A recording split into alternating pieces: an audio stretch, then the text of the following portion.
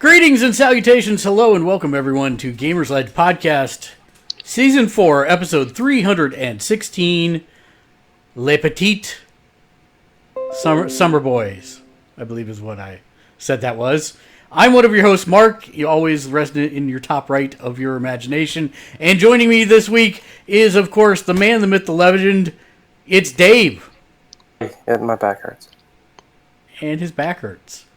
And then also joining him all of a sudden, while on the call. Into dust before our eyes. Yep. Also joining us is Keegan. Hello. And then the parental unit of Keegan, it's Matt. Hi.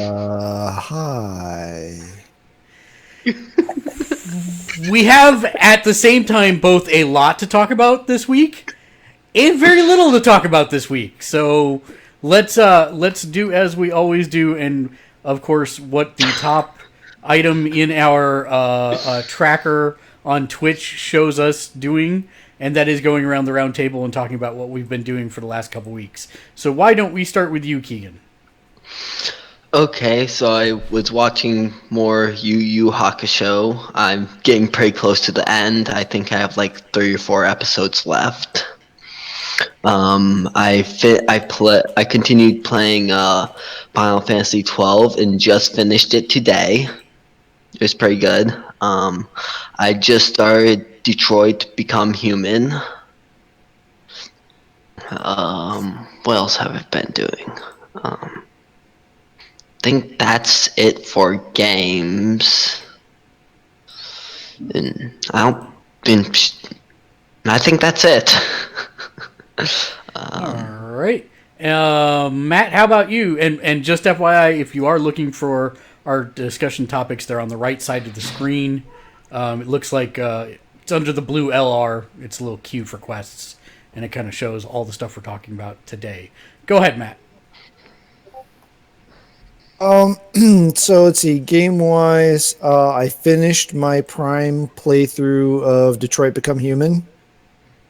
Thought it was a very solid game. Really liked it. And I played it just like I play any of those games, regardless of what the outcome was. Just plow through and keep going. I haven't done a ton of research, but I only got an epilogue with one of the character sets. So I'm assuming that means I got the good ending for that character set, but the other 2 I didn't. Mm-hmm. Considering what endings I know for that one other group got, I don't know what better. But so I started a second playthrough. I'm trying to figure out how the best way. I haven't really found a good guide and quickly and figure out what the best way is to try to get as many of the playthrough options as possible. You start waypoint, and then the options you have to go off that are different than what you had before. So there's not a really good way to game it. It doesn't seem like. So yeah, there's that. I also finished off my playthrough of I put 2066, but I don't think that's right. 2064 read-only memories. Is that it, Dave? You should know that game. What? Why does that sound familiar? It was a Vita game. Refresh. That does sound familiar. Cyberpunk kind of point and click. Maniac Mansion style. Character isn't on the screen, so not Maniac Mansion style. Almost kind of dungeon crawlery style, because you don't see your character on the screen, but you have just a single environment in front of you, and it's all discussion based. Occasionally, something I should have played but didn't. Could be. Anyway, I wrote down 2066 on my thing, but I don't think it's 2066. I think it's 2064. I think you're right. Read-only memories. It's another similar pre-Telltale style game.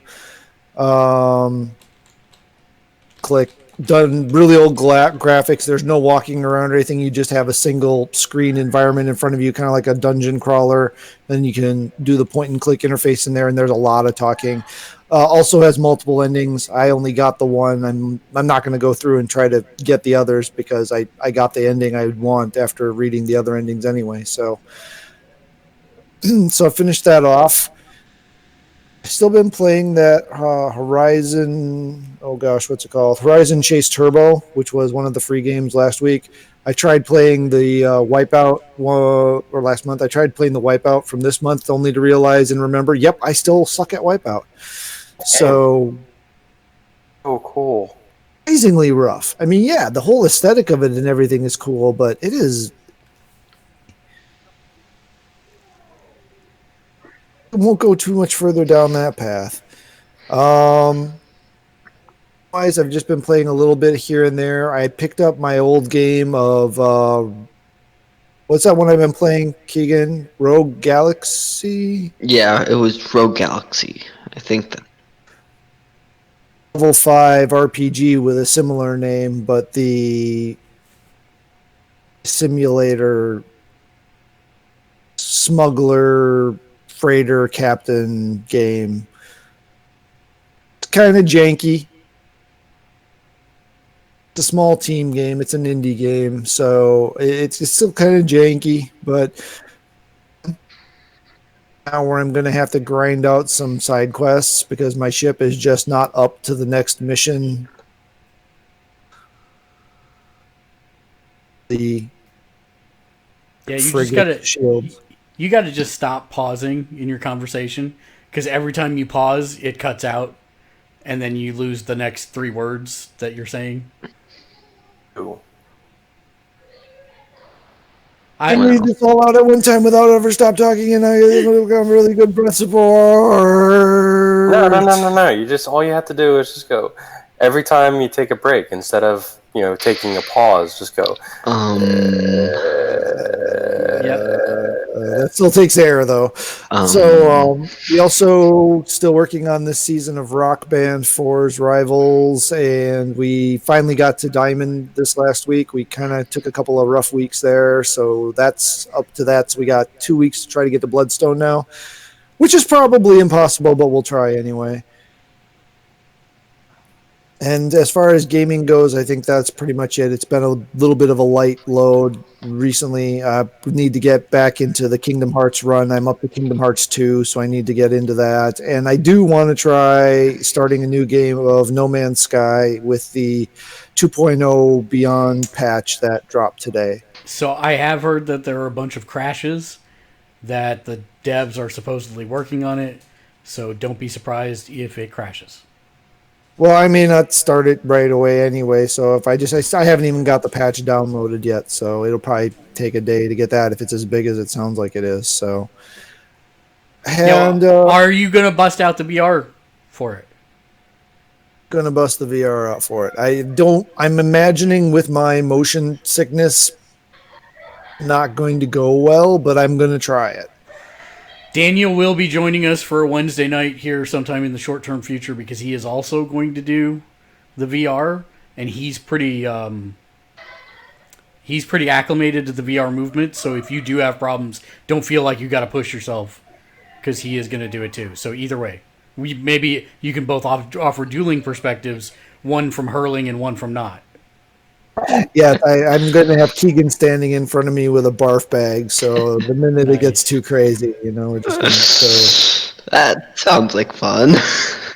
I don't remember where we were TV-wise the last time we talked. So had we finished Neon Genesis Evangelion the last time we talked? Yes, you did. You had just finished it. We hadn't watched End of Evangelion yet then, had we? We did? Yeah, you were done. You were done. So we did that. We started watching season 2 of Big Hero 6, the animated series, which is better than season 1, but not good enough to have kept us watching it while other things popped up. Killjoys is still going on and still enjoying that. Stranger Things 3, I don't know, that's further down the list, but anyway. Krypton season 2 is got 1 episode left, I think, for this season. That's been pretty good. It's very Superman-ish stuff, but it's I think in Legion season 3, which I'll let Dave talk about, but Legion is officially over. Crying in his whiskey, I know, but A little sad. more about it because I'm gonna let you talk about it. Put that together. Well, I'm going to sneak in the middle because my list is super short for everything. Because I got. Oh, you got one. Sorry, Um, you stopped talking, so it immediately cut you off. So I thought you were done. So After that, I have one that I forgot about. So, Because you're already done. What did you forget? Fire Emblem Three Houses. I think it was 34 hours into it, and I think I got like last week or something like that. Yes, you've poured some time into that one. You and Mitchell both. And then I've also started The Boys. So we're about halfway through that. I think we're through episode 4, and there's 8 episodes in the season, I believe. So we're officially halfway through. See, and I was originally planning this to be a half podcast, half spoiler cast, where we could just talk about The Boys. But that's not going to happen now. I just can't get too deep into it. But and then we rewatched, got the home release for Alita: Battle Angel, and that really is a good movie. I watched it again. It is. It wasn't just the moment in time. It is a good, solid movie. And then we also watched Guardians of the Galaxy, the first one again. That movie still holds up. And now I'm done. You loved it as much as you love 2, right? Yes, I guess you could say that I did because I loved it in excess of what I love to. So I did love it as much as I love to, but more so even. But how could you have loved it in excess since they were broken up because lead singer committed suicide? I'm just asking. No. Stop. Okay.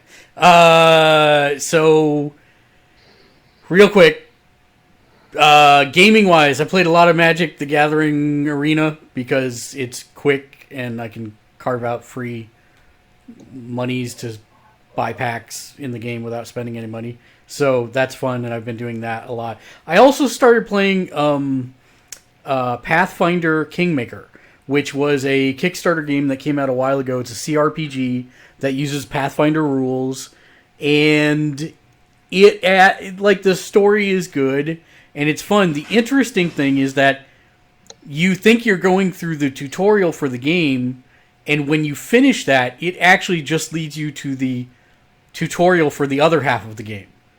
And so it's the standard CRPG where you go out into areas and you fight, these complex strategy battle encounters, but then you go back and you have to manage the kingdom. And the interesting thing is they've made it so that you can turn it off if you don't want to manage the kingdom. But if you do want to manage the kingdom because you're a glutton for punishment and you like spreadsheets and you're like me, you can do exactly that. And so I've been having a lot of fun. Although I will, in earnest, say that I have completely cheated at the game. I used an editor to max out the stats of my character so that I don't have to worry about dying when I go out and stuff. Because at this point, I am running short on time, although I know Dave and Matt will both say that I have a black hole time vortex or something and can fit everything in. But I've been running especially short on time because it has been G1 season for New Japan Pro Wrestling, and I just finished 19 events in 5 weeks, watching 4 hours of pay-per-views. So I didn't have that much time, and I just wanted to experience the story, and so that's what I'm doing. So I'm managing the kingdom, and I'm still doing the quest expeditions, but I'm basically like a 20th level god. Or no, I think actually 20 was the max level of the original game. I believe I am now 67 in level. So I've maxed out a bunch of the classes so that I'm ridiculously overpowered. And then I boosted all of the other people's speed up so they can keep up with me, so that I didn't have to wait for them as I'm exploring maps or whatever. They all stayed with me. So yeah, kind of excessively cheating on that, but I don't care. I want to deal with the story and finish it. And so far it's good. I like it. Then as far as watching, we started Flash finally. And my wife is not feeling XS, who debuted in this season. She doesn't like change, and there's a lot of change going on with that series, and she's not real happy with it. So I don't know. We'll keep going. Tell her to stick with it. Yeah, I know. I will. And we also started MasterChef finally because we're a season behind on that, and then Songland just came back, and the wife watched all 6 episodes they had of that, and she really liked it. So we're gonna pick that up again today, I think. And then I finished The Boys, which we haven't talked about since I finished them. We didn't, right? I'm not making that up. We didn't talk about The Boys, I don't think. Yeah. Anyways, I'll save that for the discussion point when we get there. But Dave, how about you? What have you been up to? I'm playing Dead Cells again. Been rough. I played through Bloodstained twice. I'm not familiar with that game. What's Bloodstained twice? Bloodstained is... I know what Bloodstained is. Yeah, I played through it 2 times. I played a New Game Plus. Just ran right through. Game. And I was even playing initially the Gimped one, which is on the Switch, which is apparently just all kinds of issues, which I did not really experience except for a couple slowdown parts during the game. But other than that, it's classic Castlevania from the people that made Castlevania, basically. A lot of new twists on it. Love what they did with the powers. Love what they did with the way you manage everything. I love there's like a whole cooking angle in the game, which if you want to get me to like a game, throw in a cooking sub-game to it. So, yeah, they just really, that game really scratched a niche for me. It was great. Cells again, which is like a roguelike Metroidvania, because apparently I'm only allowed to play Metroidvanias anymore. Mm-hmm. And that game's, great fun. All the praise it gets is worth it. If I've been playing, I did pick up Fire Emblem. I got distracted by the other stuff. Yeah, so you'll never will play it. Play it because I did pay money for it. Yeah, that doesn't mean anything. We all know that. True, because I've played about 10 minutes of... Yeah, you paused, and so I have no idea what you said.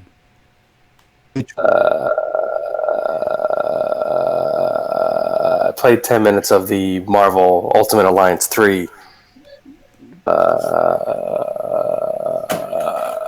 Also played about 10 minutes of Spider-Man, didn't you? Played a lot more Spider-Man, but I did get the basement back in order. Get down there and play games again on the PS4. Furniture is in storage that needs to be in the storage room. Between everything in the chair and the TV, so we can get down there again. Been watching. I did. Yeah, I got none of that.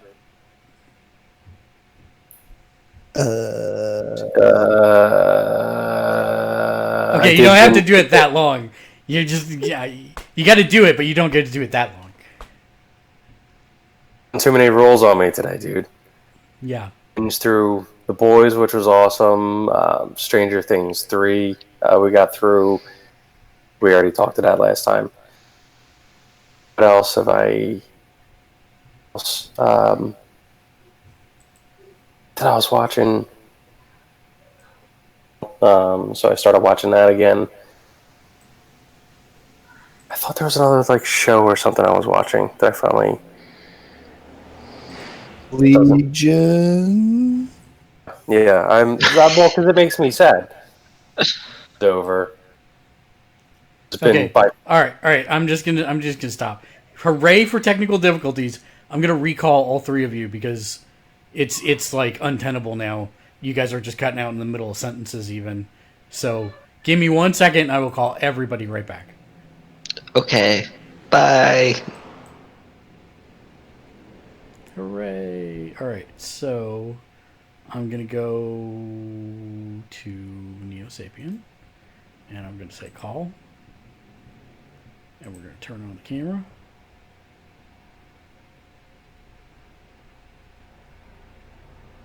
Oh, Okay, hello. And then I'm going to hello, add... hello. Yep, I'm going to add Burgundy and Doggo Dragon. And Okay. there you go. And then I'll turn on that. Ow, that hurts my ears. Yes. It's because nobody else has their camera on. Oh, 1 sec. There you go, Yeah. see? Yeah, I just realized that. Yeah, no, I don't think you got to do that no more. That's why I wanted us to do that, so we don't have to do that. Yeah, but now I like it. Okay. Yeah, that's good, so go ahead. You brought a demigod to fight a decapod.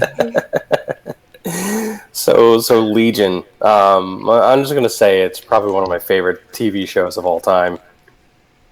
At this point, I absolutely love the show. I love that they got to tell this crazy story the way they wanted to tell it. I think they did it in the perfect length. They took 3 seasons. They had a story they wanted to tell. They told it and they got out. I'm a huge fan when people do that. The show didn't get a chance to really suck, so yay. I haven't even gone in and like checked out any reactions to the way the show ended, because I'm just kind of like sick of everybody hating everything. So, you know, I really enjoyed it, so I'm good. maybe someday I'll go in and you know, see the reactions a couple years from now. But I'm a huge fan of the show. I actually bought it with you know, real money. All 3 seasons, so I can rewatch them and support them again, you know, by doing that. So I really Who's playing with a dog toy? Oh, sorry. See, I have noise canceling headsets on, so I can't even hear him doing that. So it's coming through my mic. Hey. really, your noise canceling takes that out. Yeah, so he's doing it next to me, right? So I can hear everything that's coming through the feed, but I can't hear him because he's next to me doing it, and it's just going through my mic. So I can't hear that because I can't hear any of my noises of what's going through the feed. Well, it's happening. Yeah, well, not anymore. It shouldn't be. Although I'm just letting you know. He just ran to go get it after I threw it away from him, so he'll probably start again momentarily. That's pretty smart. Dogs never chase after things you throw. Never. Never. That was the right plan. I thought so. Definitely. I thought so. Oh, boy. Boy. But yeah, the you know, that show was just so good from the get-go. I had no idea where they were going to go for with the ending. They kind of surprised me in what they ended up doing. I didn't think they would quite go that route, but Yeah. it doesn't. I was actually worried they were going to go another route just to go another route. Hasn't started. I thought this was going to go full on Evangelion, and we'd have no idea what the heck happened at the end. So yeah, so I was pleasantly surprised with the way they did it, and yeah, I mean, I'm sure people hated it. I haven't looked yet because I'm kind of just happy. I'm content.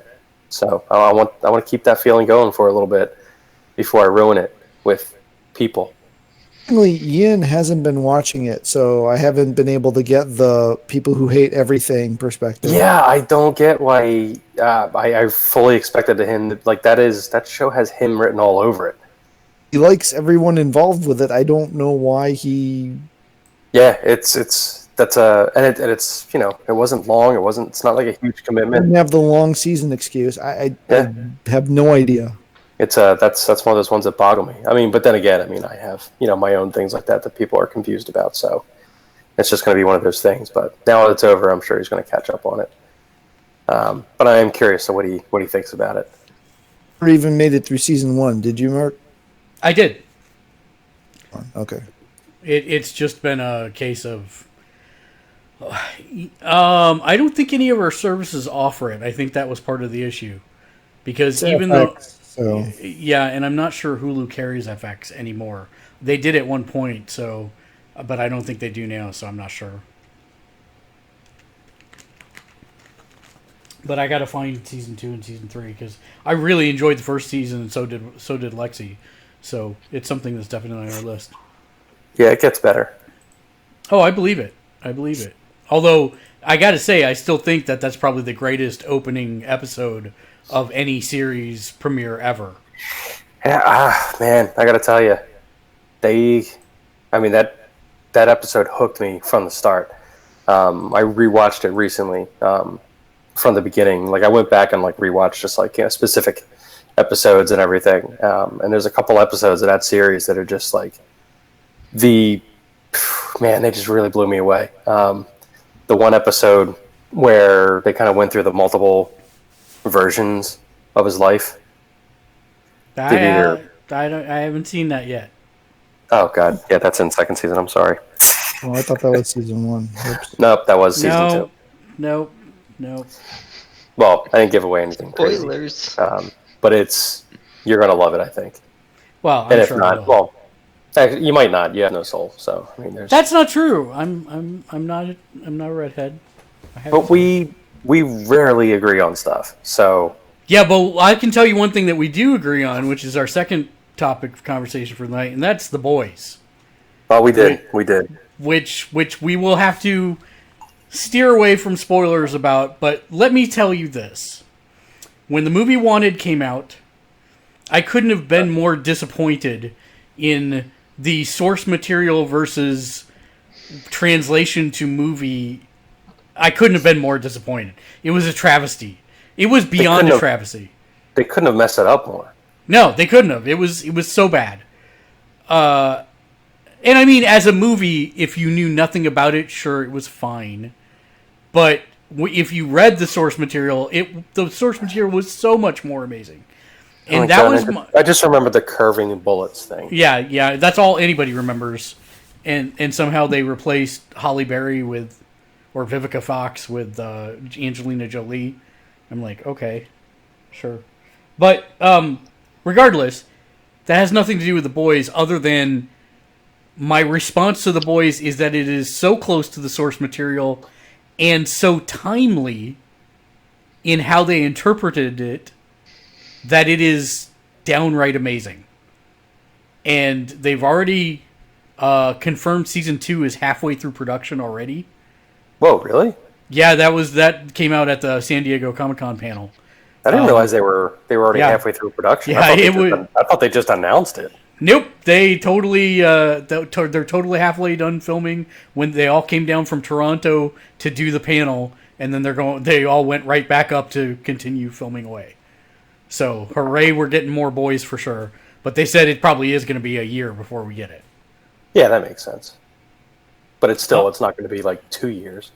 So, I just want, Matt, for you to tell me what's going on in your version of The Boys right now.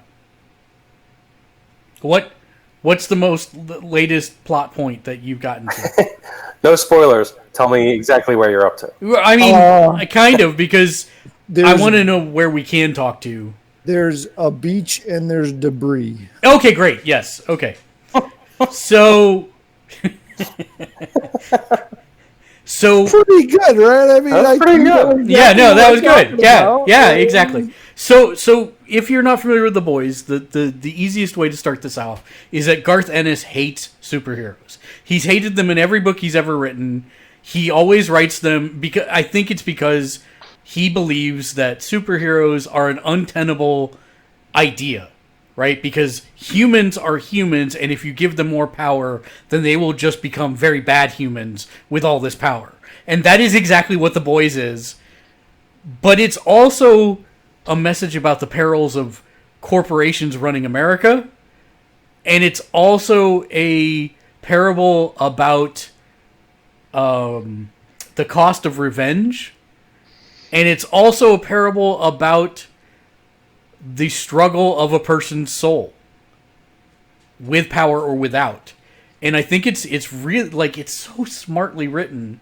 And even in the book, I mean, they did change some things from the book, like the relationship between the lead character and the CIA director is very different than it is in the book. In the book, it is... I wouldn't be able to talk about it with Keegan on the show. Let's just put it that way. Okay. But, they've changed some things, but a lot of it's done very smartly. And the synopsis of the story is that a young man has his girlfriend tragically killed in front of his eyes, and he basically wants revenge, and then he gets hooked up with an ex-CIA group that basically is designed to keep tabs on superheroes. And it turns out that the superheroes in this world are very, very flawed individuals that are working for a corporation that is, a lot of the time, seems to be just downright evil. And it's about, and it's told through the lens of two characters. It's told through Huey, who is the gentleman who has his girlfriend killed in front of him, and it's told through Starlight, who is the newest member of the world's premier super team called the Seven, which is a direct ripoff of the Justice League. But she is not necessarily an analogy to any existing character, but the rest of the Seven are. You've got Aquaman, which is the Deep. You've got Homelander, which is Superman. You've got Black Noir, which is Batman. You've got... I actually thought he was Snake Eyes. That's just me. I could see your argument, but he seems more of a Batman type to me. He seemed like a ninja. Like a ninja. Except that we can't talk about that. Yeah. But nothing, because that's all he does is nothing. That's not entirely true. And he has a lot more. He has a lot more to do in season 2 and 3 than he does right now. But and then they have Wonder Woman, who's not Wonder Woman. Queen Maeve. Yeah, Queen Maeve. And then Lamplighter is the retiring 7th character that's making room for Starlight, and he was kind of like a translucent. Well, I haven't forgotten him yet. I just haven't gotten to him yet. I'm trying to think of the Golden Age character that I'm wanting to equate Lamplighter to. He's like kind of like a cross between Stargirl and Sandman, almost. I think would be a good way to say that. And then Translucent is Invisible Man, who isn't part of the Justice League, but I digress. Well, he's invisible and indestructible. So, but Starlight is the newest recruit, and she is good and pure and wholesome. Wow. Huh? I can't. You're cutting out again. From Iowa. Yeah, from Iowa. That is correct. And it's kind of her journey into this morally gray set of circumstances and situations, and Huey's perspective of wanting to get revenge that kind of pushes the narrative forward throughout it. It's only 8 episodes. It's not a huge commitment. They are 1-hour episodes apiece, so you're not going to like have one that's like 42 minutes and one that's 64 minutes. They're all exactly an hour. And man, I will tell you that by the end of them, it seemed like it was 2 to me. I don't know if anybody else had that kind of feeling, but it was very dense. Yeah, they pack a lot in there. And I was going to say, it did not seem like an hour to me. Like, they went by quick. They do, but I mean, there's so much stuff that happens in every episode that to me, it felt like it was almost like I had watched a movie, even though it was just an hour. I see what you're saying, yeah. The acting is and the tightrope act you have to walk is there is dark comedy in this, but then there are a lot of serious issues about trauma and processing trauma, and each character has their own arc, and it's so well acted and so well written that you really actually see everyone's progression throughout the entire thing. Now, Matt, you're only halfway through it. What are your thoughts so far? Well, where Carl Urban actually finally gets to use his native accent, so that's interesting. Sorry. Usually you don't get to hear him use his New Zealand accent. He's usually doing something with it, making it sound more British or just erasing it completely. I am waiting for somebody to complain about his fake accent in the show. Well, so there have been actual complaints that he does kind of shift between like an English chimney sweep and his normal accent at times, and I do does ham it up at times. Yeah, I do get it, but yeah, no, I agree. I mean, there are times that I did have to watch a couple of those scenes a couple times just to figure out what the hell he said. There's subtitles on, so it's very well done. Like you said, it's very dense, but it doesn't feel wrong or bad or hard to watch. But you are getting a lot of information in a very short time. It's very well done. It's very well produced. I think they're walking that line very well. They're not getting preachy. They're not getting too down. They're not making too much of a parody. I mean, obviously in ways it is a parody, but not goofy parody, I guess is what I'm trying to say. Just had a thought and I lost it. Wah, wah. Wah, wah. Yeah, it's been good so far. I feel bad for the Deep.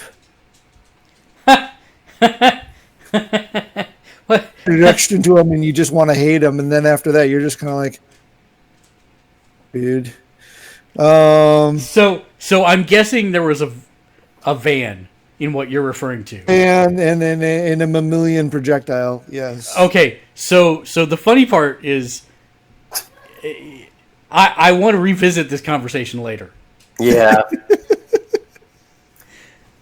Definitely impropriety there, but it's still, he's trying. I The right side of things. He Just stop now. Yeah, just stop now. This is one of the things that I can't go into any detail there, but I think it's really interesting, some of the social things that are happening in our society right now, how timely that it's touching on some of that in this show in a way that is more realistic than I think 5 years ago would have been possible.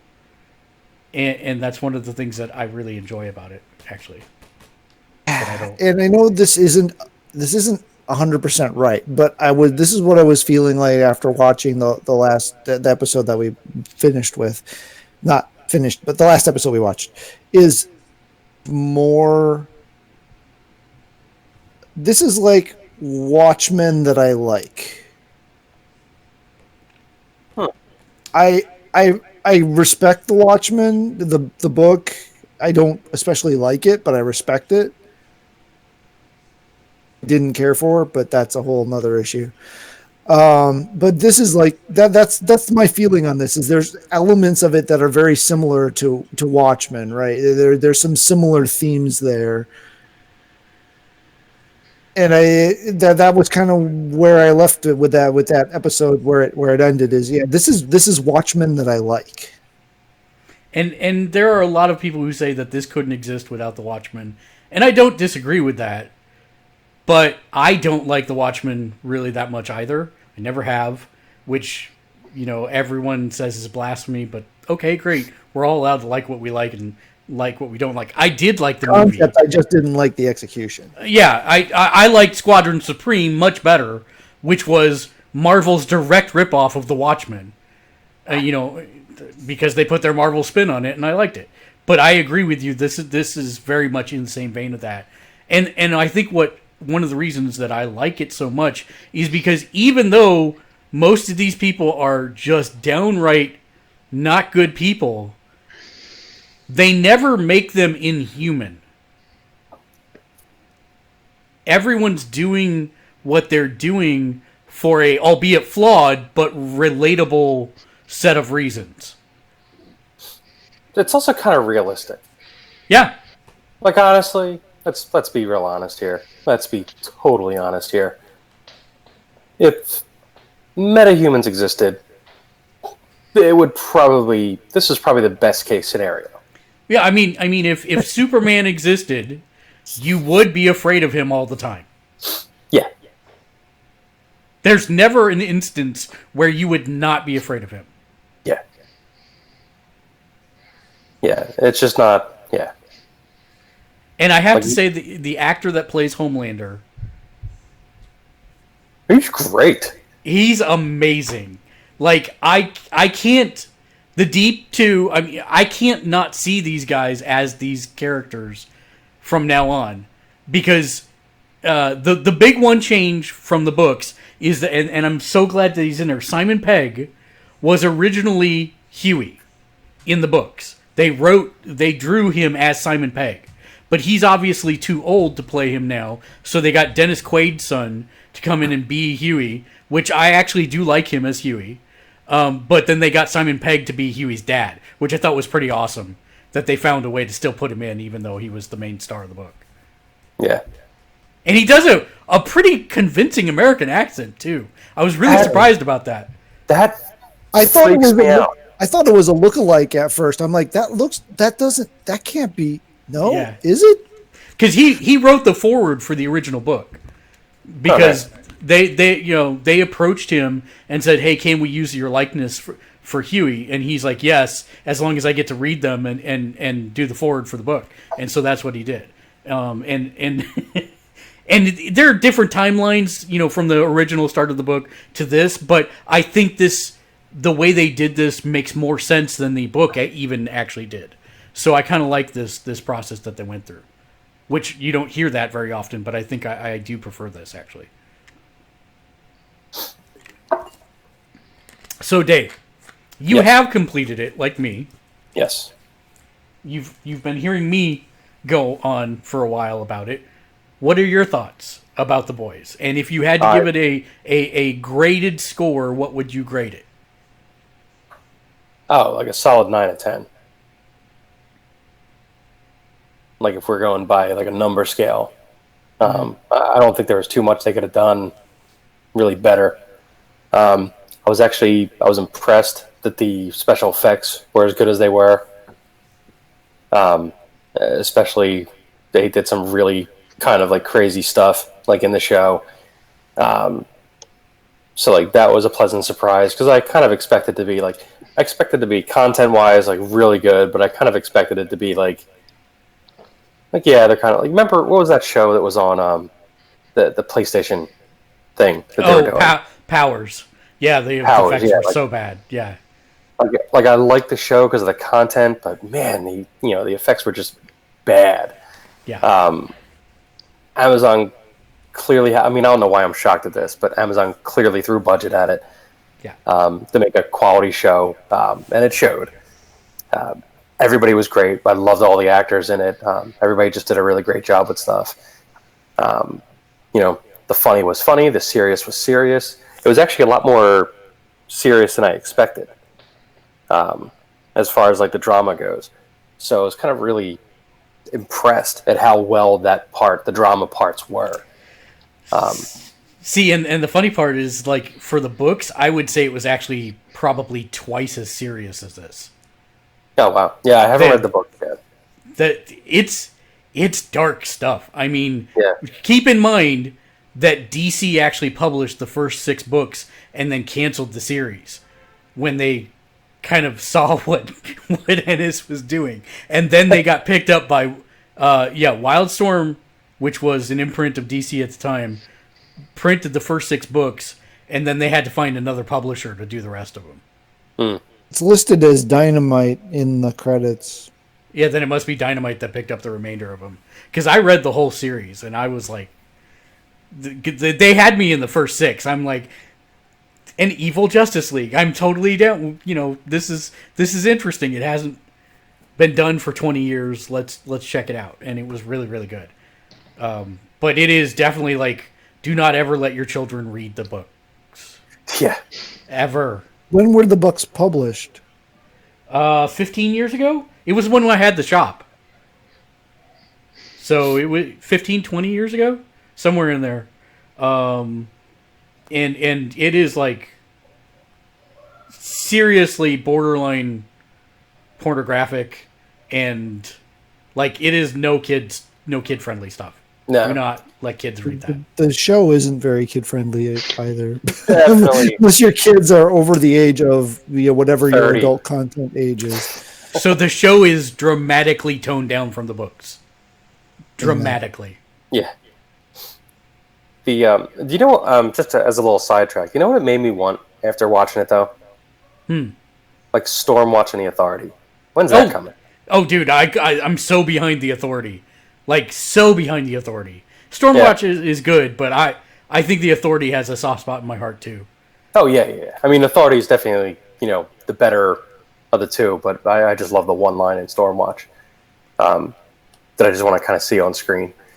But I think they can incorporate the two into, like, one thing, just kind of, like, lead right into it. And be awesome.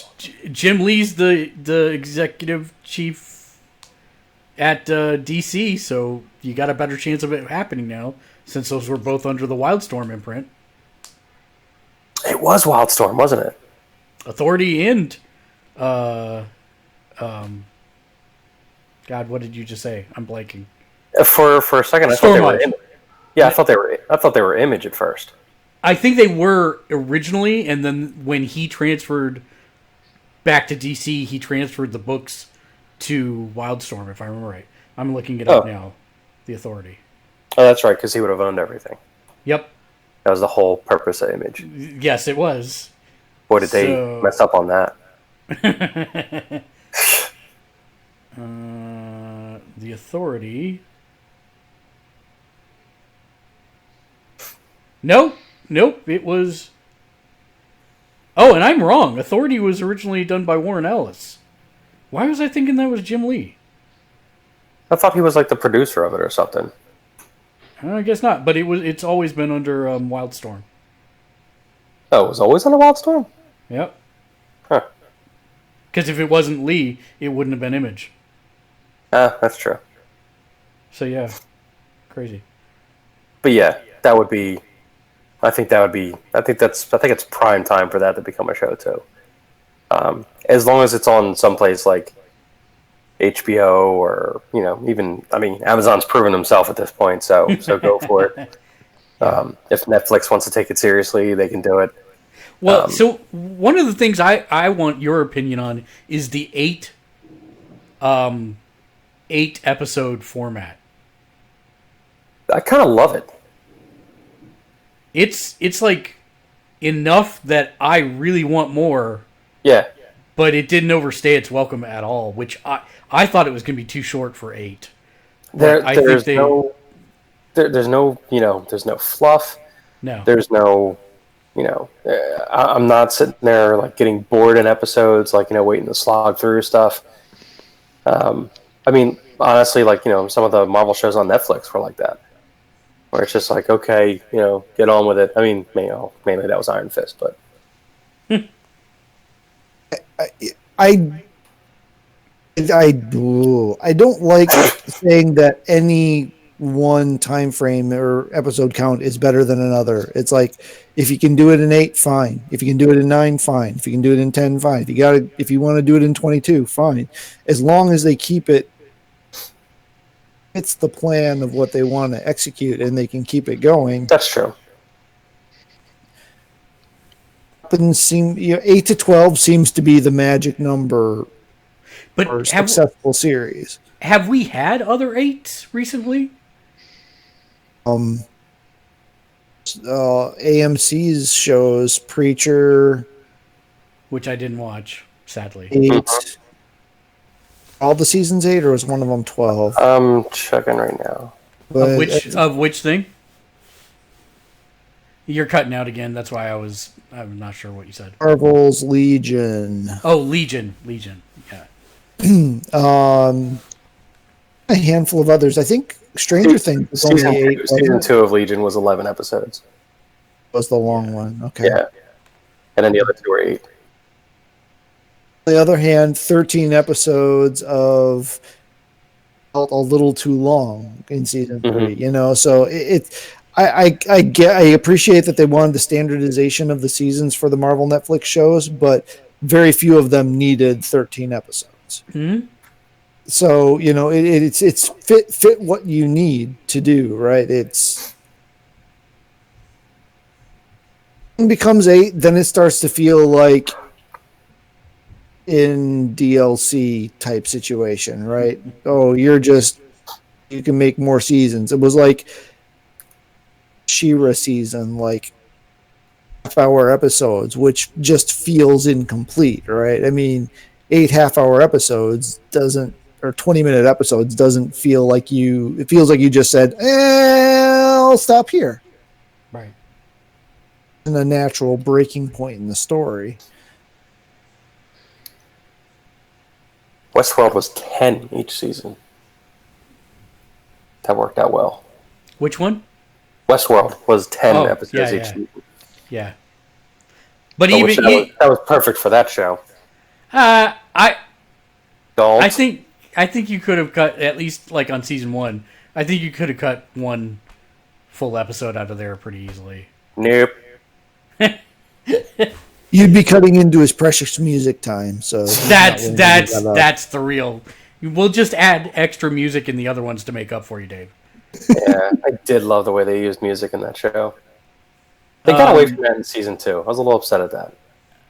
Yeah, so go watch The Boys. I also would give it a 9 out of 10. I don't know that I could articulate off the top of my head what I would do differently to get it to a 10 out of 10. I mean, it is almost perfect. And it is such a relief to see something faithfully translated that is not all cuddles and puppy dogs. But they did a lot of changes to it as well. They did, but the changes worked. Yeah, all the changes I thought were like. I went back and read an article about like the changes they made in it. Because realistically, I'm not going to be able to read the books soon. So I just wanted to see what the differences were. And all the changes they made, I was just like, oh yeah, that works. Yeah, that's great. It's not a long series. It's only 72 issues of the original. And I would recommend that if you do want to read anything about it, read the first 6. And you should be able to knock that out. That's an easy trade to do. But you will see different things like I don't know if we should talk about that or not. It's not really spoilers because it's not in the show that way. I don't know.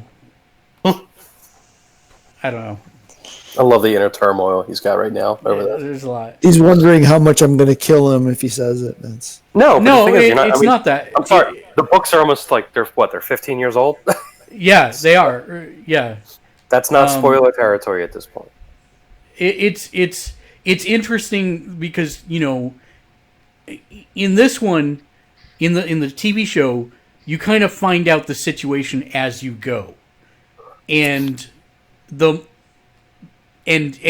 is almost like he's forming the boys in the TV show, whereas in the comic book, everything's already done, right? You're starting at a different point in time to where the unit's already established, they're already got funding from government agencies, and Huey's just the new guy.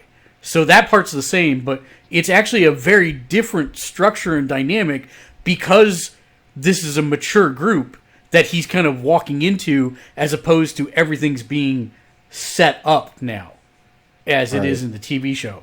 And I think there's a lot of interesting changes that they made, and I like, and that's what I was saying, I like this TV show version better because it's a little more fluid, and you get to see it through Huey's eyes and Starlight's eyes, and it's more sympathetic to the viewer because there's not a lot of sympathy you have when you read the books. Right. At all. for anybody.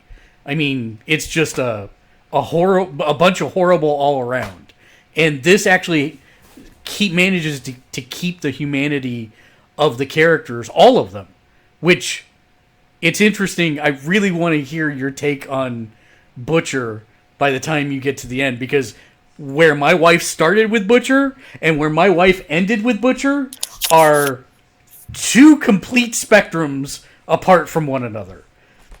And I think that's a good homage to the writing, but also because it's still relatable, even though there's all this horribleness.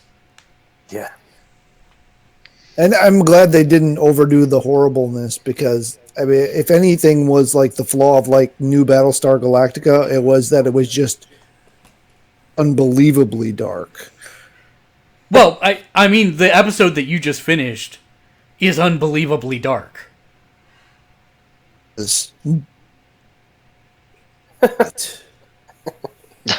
I'm sorry, I missed what you said. It cut out. Okay, the preamble for cut out. It said, yes, it is, but at the same time, it isn't. Yes, but the dark thing is extremely dark. Yeah, Dark thing is extremely dark, he but apparently thought that was funny.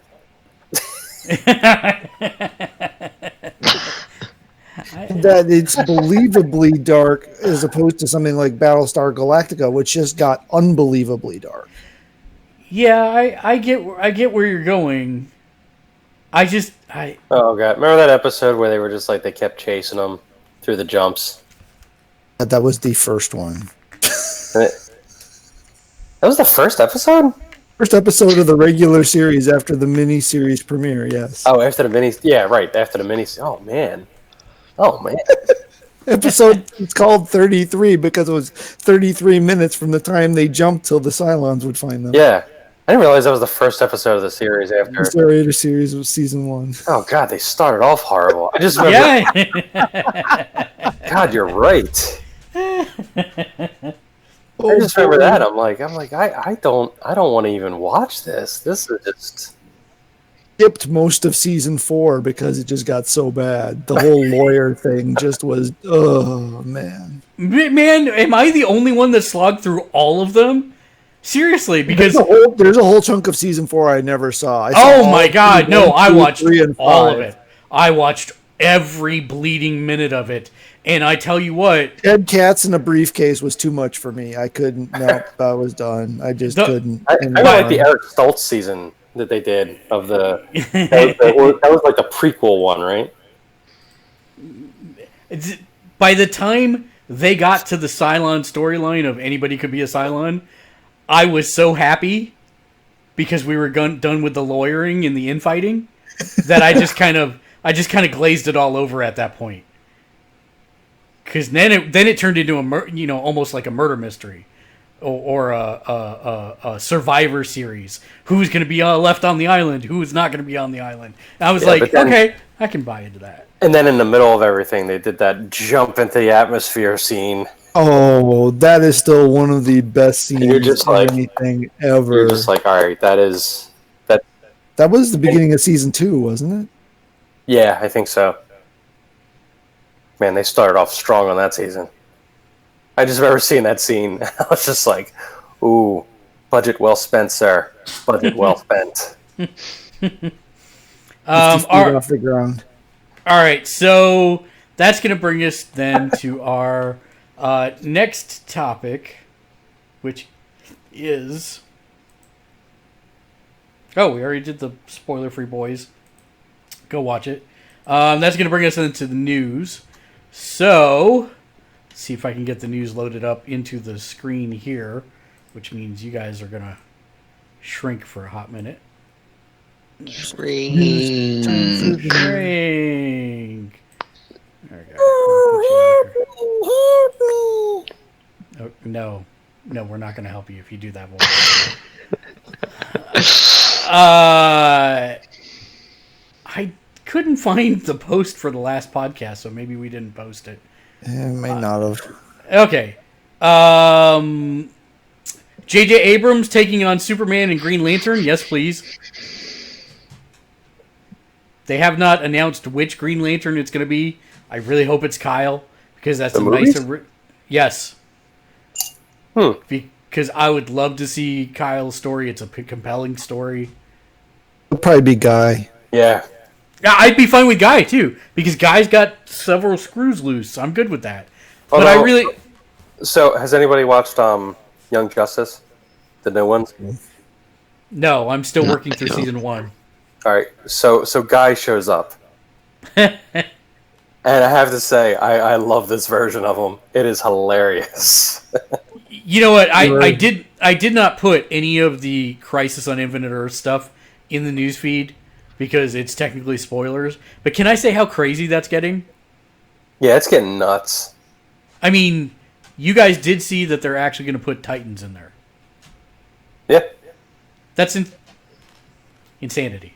Plus, it's all misdirection. Bravo on them too. If it is, they're going to have a bunch of pissed off people. Yeah, misdirection in this case is not going to be a good thing for them. It's not going to work out the way they want it to, if that's the case.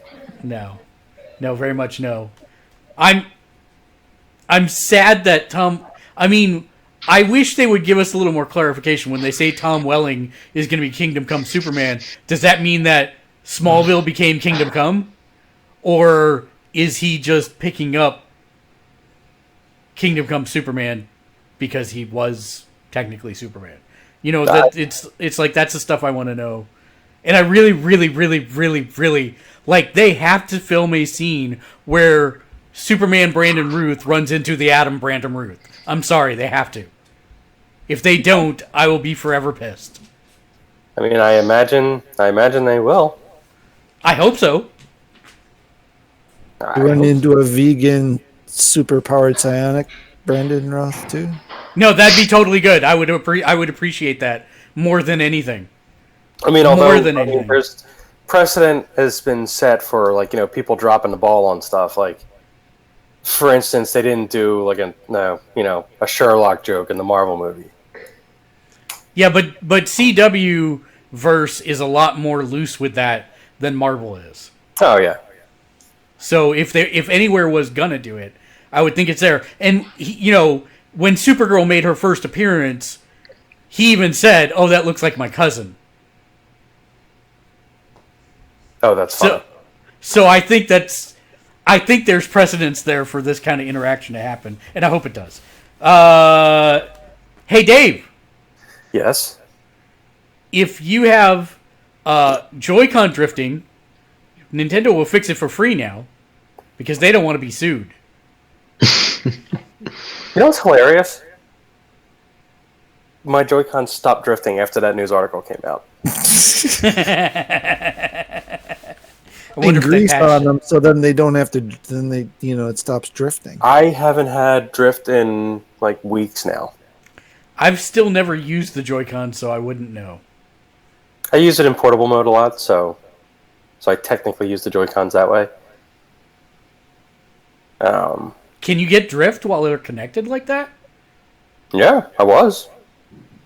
Huh. I had some. I was getting pretty consistently. I was playing games, and all of a sudden, I was playing like Dead Cells, for instance, and all of a sudden, my guy starts running left, and I'm like, what? And I just had to tap the stick because I was playing with those games. I was just using the buttons. I wasn't using the Squeaky, squeaky, squeaky, Yeah. squeaky, squeaky, squeaky, squeaky. Stop. So when I was playing games like that, the 2D games, I'm just using the buttons. I'm not using the the analog sticks for that. So it was showing up a bunch, and then as soon as the article started coming out about the Joy-Con issues, I didn't even recalibrate or anything. Any of the previous stuff they suggested, it just kind of went away. So I have no idea what happened there. I snuck into your house and gave you new Joy-Cons when you weren't paying There attention. was an update that Probably. got released. I wonder if that had anything to do with it. Probably. I mean, they didn't really advertise that. I mean, you think they would have said that? This update fixes your Joy-Con stuff, or are they just thinking oh no? Well, we're not no, they still haven't formally announced that there was anything wrong with the Joy-Con, because that would be an admission of guilt. They've just said that if you have problems with your Joy-Cons, we'll replace them at no additional cost. So they wouldn't come out and say, this patch fixes the Joy-Con problems, because then that'd be an admission that there were Joy-Con problems. Yeah, well, they're I don't know. I haven't had an issue for a while, so I find that kind of curious. So one of the things I find kind of curious that we were supposed to talk about, but I blazed right past it, is it me, or are there no new games coming out that's interesting to practically anybody? Broad brushstroke. Yeah, a little bit. This isn't last year, right? I mean, last year, especially on the PlayStation, was pretty ridiculous. I would say we're in a normal year now. Which would be the Remember summer. what a normal year is like. Well, is it a normal year, or is it just summer doldrums, or is it because this is a transition year and people are gearing up for the PS5 next year? I mean, you have a transition year, but I mean, just look at the Switch alone. Like, just this past month, they had But the Switch isn't in transition. The Marvel Ultimate Alliance, and then Fire Emblem. I mean, these are huge games that came out, content-wise at least. Plus like the indie games that are just a steady stream. Yeah, it's just this is in your head. I was talking about Wolfenstein. We had two Wolfenstein offshoots just come out. I mean, I get the one probably isn't a very big draw and very good, but the other one, I mean, yeah, it's not a market game, but that was still a pretty well sold game. Well, there are a couple of games that I am excited for coming out this fall. Final Fantasy VIII Remaster is one of them. Concrete Genie is actually one that I'm very interested in, and that comes out October 8th.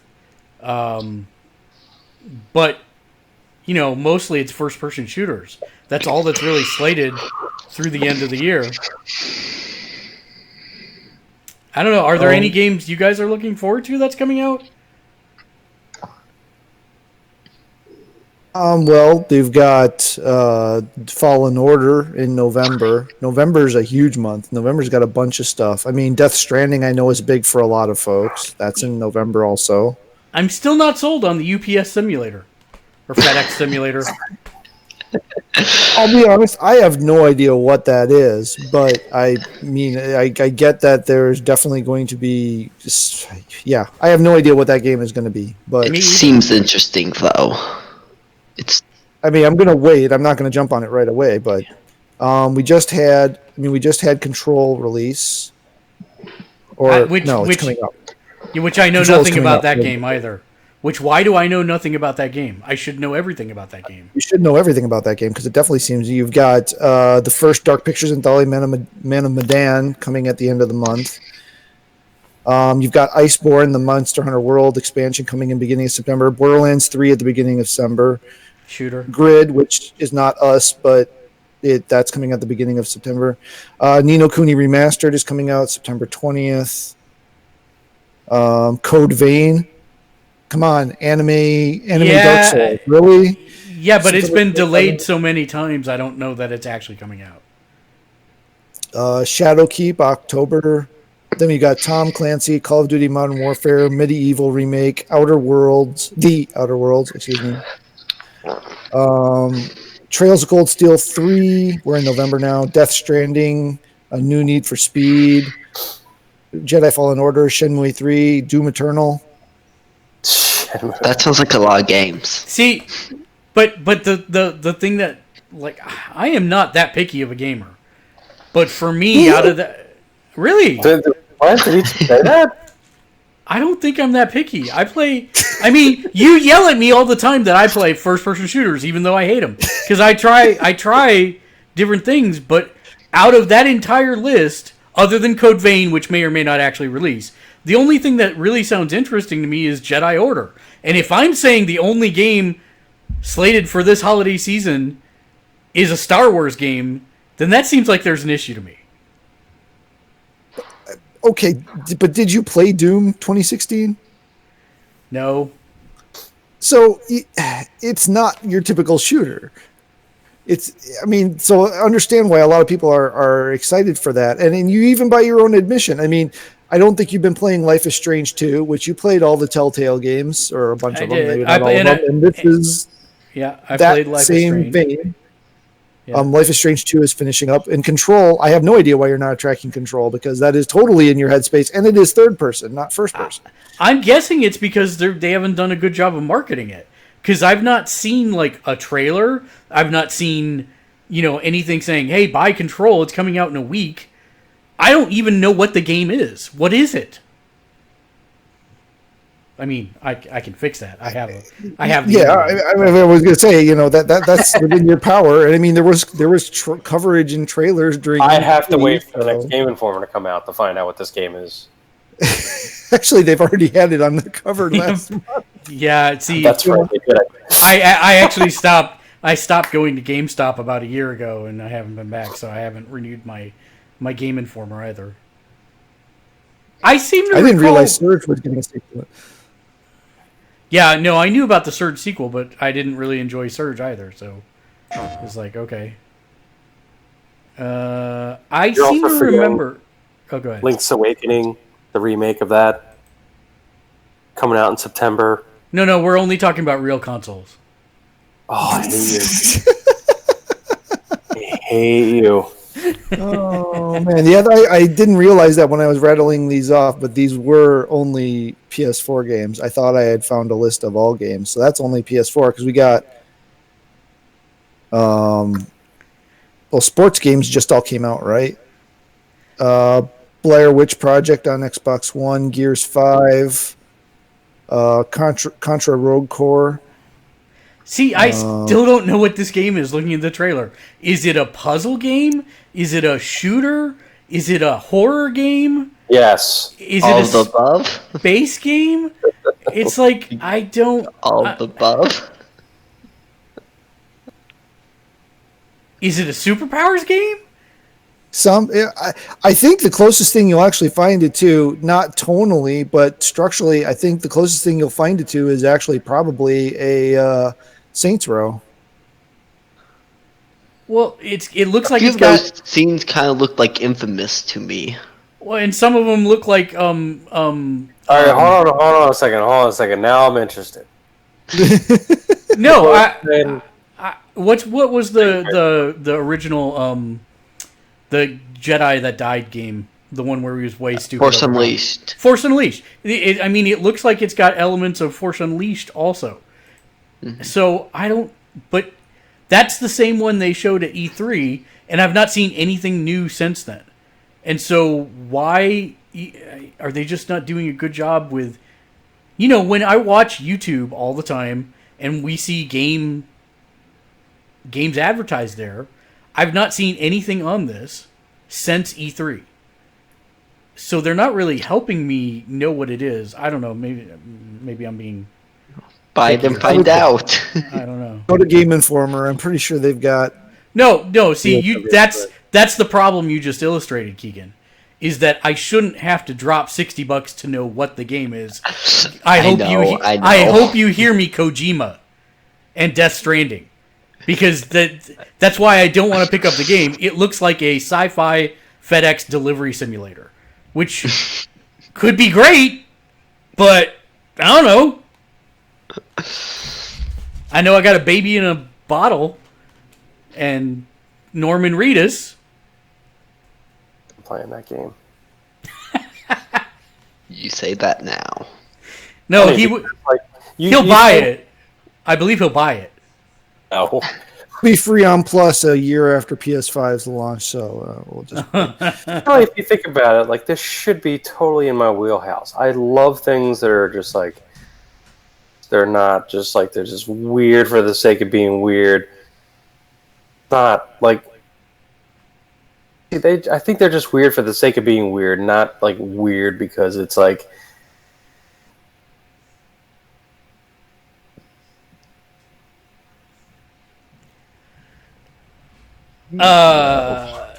So it looks like the D&D movie was about to be canceled. The directors that were working on the Flash movie but are no longer working on the Flash movie because they're never going to do a Flash movie probably. Jumped in to say, hey, we would like to do the D&D movie, and here's a treatment for it. But it's still like completely in the formulative stages, so nobody knows if it's going to be made yet. But I would like to see a good D&D movie made, but we'll see. I don't know. Like an actual, like, is it just like a general D&D movie, or are we talking about on the 80s cartoon one? No. It's the actual. Oh my god! Did you guys see that animated opening for D&D Beyond? No. So, Oh my god! commercial based on the 80s cartoon, which was awesome. That is exactly. Well, no, there's the car commercial, right, based on the 80s cartoon. But then they debuted this on Critical Role a while back. Animated. Yep, here it is. We won't be able to hear it, but you'll be able to see it at least on my screen. But the people Like, that's just not gonna. But it is like completely, the art style is based off of the 80s. Totally see, like, it's like 50 by 48 pixels. It's perfect. Oh, yeah, I guess you're in the way. Let me move. I think you can click on me. Or click on that window and it makes it full screen. I'm not sure. That just sounds like effort at this point that I just don't have in me. Okay. Well, anyways, you should go check it out. It's actually really well done, and it's very reminiscent of the 80s cartoon. So, just FYI. Okay with that. And I totally didn't play the music because I don't want a copyright takedown again. You can now play Diablo, the original Diablo, in your browser for free. Somebody bought the rights and converted it to work in your browser. That seems really weird to me that Blizzard wouldn't lock that down, but I guess you can, so hooray. Yeah, that seems like something they would have just done themselves. And Yep, that's what I'm saying. It's really weird, but it's a different company. Yeah. Cuphead is coming to Teslas, so you can play Cuphead while you're supposed to be driving and the autopilot's engaged. Sounds like a great idea. Sounds smart. Yeah. They are creating Why did the battery die in the middle of the road? Oh, well, I was trying to get through level 3. Well, they are creating a interactive VR experience called Away Mission. This is a Star Trek licensed VR experience, but it's not one that you can play on your own VR system. You have to go to one of these like a VR academies to do it, and they are opening one here in my backyard, so I will be going to check this out. I'll probably do a video for the site on it. But it's actually like you get 6 people on a team and you are the away team. And I also call not red shirt. Like that, the guy that does the really famous history podcast, I can't remember now, but they're doing a World War Inc. one where you have to go to the place because they've built the trench and stuff, but you're in the headset going to the trench and trying to do historical, right, kind of give you the stress of being in a trench but not afterwards. E3 releases 2,000 journalists' personal phone numbers, addresses, and information to the public, and then just says, sorry, our bad.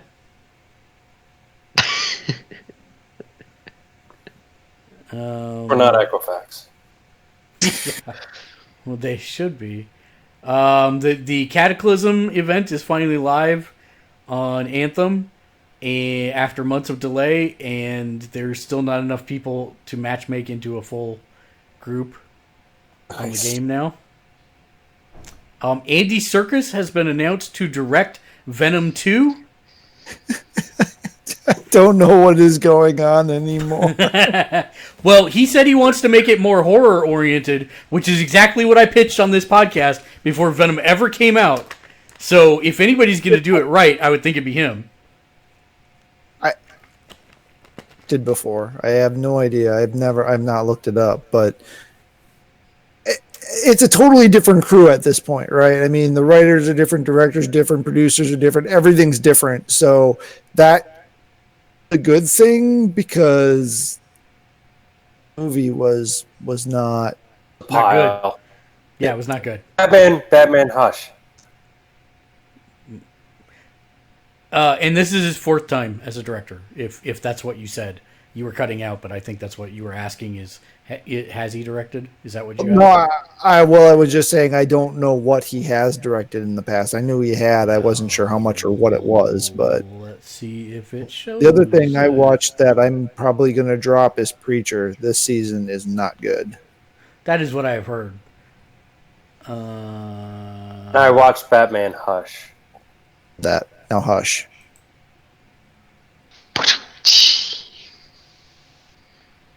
It wasn't me, even. I'm just saying. So, Disney Plus announced a new bundle for its service when it comes that will have Disney Plus, ESPN Plus, and add Hulu for $12.99 a month. Which, at first, I was actually like, okay, I will never watch ESPN Plus unless they have Magic the Gathering esports tournaments on there. Then I might do that. Or the Spelling Bees, but I don't even think that's ESPN Plus. I think that's one of the other ESPN channels. But that's the Ocho. Yeah, and I already pay for Hulu no ads, so I'll probably just end up paying the $6 a month for the Disney Plus to tack on to my already existing Hulu service rather than buy this bundle. Because I don't want ads and I don't want ESPN. Really much on. Say again. I don't think there's much on the ESPN one that's really worth it content-wise, especially for you. Yeah, I mean, for some people who are really into sports, I get it, but that's not me, so... Matt, what are you thinking? Because we all know we're getting D+. Like, there's none of us that are not getting D+, no matter what we protest or say. We're all buying D+. Pretty much, yeah. That's already a foregone conclusion. Test for D+. Is even on board for it, so really there isn't. I don't know. I have to look. We're getting ready to contemplate cord cutting again. So, what's on ESPN Plus? Because if they carry some of the football stuff that ESPN shows, and that's the only place you can go to get it, then it may be worth the bundle. But I don't know. We do add Hulu. We don't have ad-less Hulu, so that's at the end of the day. Got it. It probably comes down to whether it's cheaper to have the bundle or just Disney and Hulu. The same price to have the bundle as it is to have Hulu and Disney. I'll probably get the bundle just because if there is something with ESPN, then right. Ads. When you give Disney heartburn with how bad your X-Men movie is, it's probably best you don't get to work on X-Men anymore. And Disney dumped the entire development slate from Fox after Dark Phoenix led them to like a massive loss. I think it was $160 million write-down that they had to take for how well it didn't perform. And they've already said that they're not happy with the state of the New Mutants movie, which still hasn't even come out yet. So odds are it may not come out now. I had high hopes for that because I kind of like the angle they were taking on it. But after they reviewed it and said this is not good, that makes me think I would not have liked it. Yeah. So the other thing that makes me remember another thing. We finished off Cloak and Dagger season 2. which was really, really, really good. I remember that because there was in the commercial break, there was an interview with Sophie Turner who said, people who like your show are going to love my movie. But this was already after it had tanked. So that was a pretty hilarious thing of like, no, these are not the same thing. Yeah. Terrible for her because it's just not her fault. It's not. No, it's not. The ESA has bullied the big three into making games published on their platforms disclose the drop rate for loot boxes in an attempt to avoid regulation by the federal government, which is a smart thing. I'm not saying it's not a smart thing, but it's funny that the ESA was the one that had to make this happen, and nobody was just saying we should do this. Now it's happening. What's that? Why would they? Because it's probably best for everyone involved if they would have just done it in the first place. After the big... They're not going to do anything they don't have to do possibly look bad. Like, or make these game companies... Crossplay? Yeah. Exactly. Into it. I'm going to kill this call again. Damn it. You. Hold on. Because I can't... I got none of anything you said, so I'm just going to kill this and call everybody back. Be right back.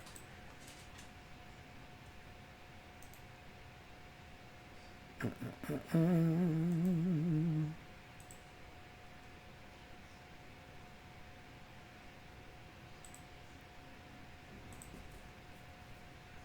going to be Doggo Creek or DM.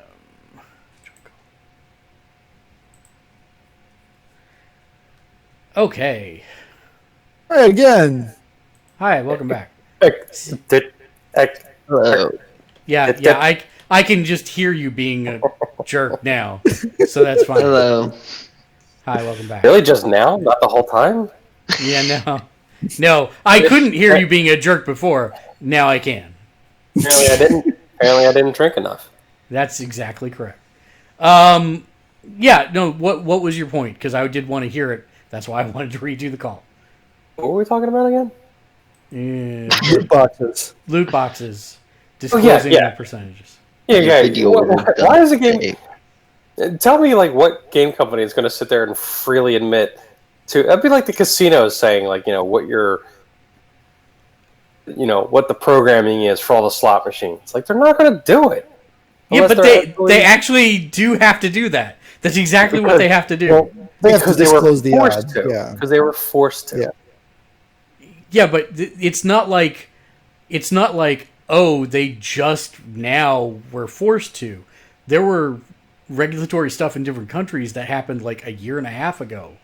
So why wouldn't you go, okay, if I'm going to have to do this in one place, why wouldn't it be best practices to just do it everywhere? They had to do it elsewhere, and they would dial the stuff, all over the place for each market. Also, I think your camera's not on because it's not switching to you. Oh, yeah. There we go. There's my... There he is. Yeah, there's your... Now I'm more depressed. Well, I know what'll pick you up, Dave. Journey is now on iOS. Ew. Yeah? Regular Journey or the Journey sequel game thing? No, that's also on iOS, but this is the regular Journey is now on iOS. So that's kind of cool. Yep. It is cool. I don't care. But... Us or because you didn't like Journey? Checking. Journey always made me cry. I remember being... That game, for being as relatively simplistic as it was, generated some solid feels. Like, yeah, like that is game design right there. Like, Yeah. I think was a lot of it was the... I forget what her name is. Oh, it's terrible. Genova Chen. Yes. How can you ever forget Genova Project? Yeah, exactly. But when she was talking about that, just like, what she was trying to accomplish with that game, and just like, I was watching the interview, I'm like, yes, exactly. You hit everything. Like, you did exactly what you wanted to do. That is just brilliant. It was like short to the point. and just impactful. It was just like that. That was just that was one of the perfect examples of game as artwork is Journey. Am I insane or is Genova Chen a dude? Used before, and it was definitely a male-sounding voice, or is this one of those gender identity things that I'm stepping into? Genova Chen is a dude. It does appear to be being referred to as he in all of the articles, so... Yes. It's not the person I'm thinking of. It was a woman doing it. Yeah, I know what you're thinking of, and now I'm looking up that game company's team members so that I can find out who we're both thinking of, because I know what you're talking about. I know the exact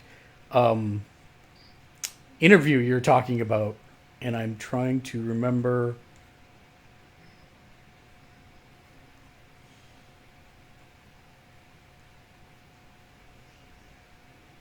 Was it Jenny Kong, the writer? No.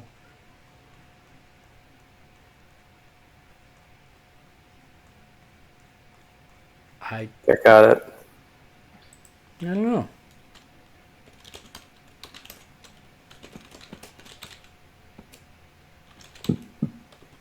Yeah, Kelly Santiago. Okay.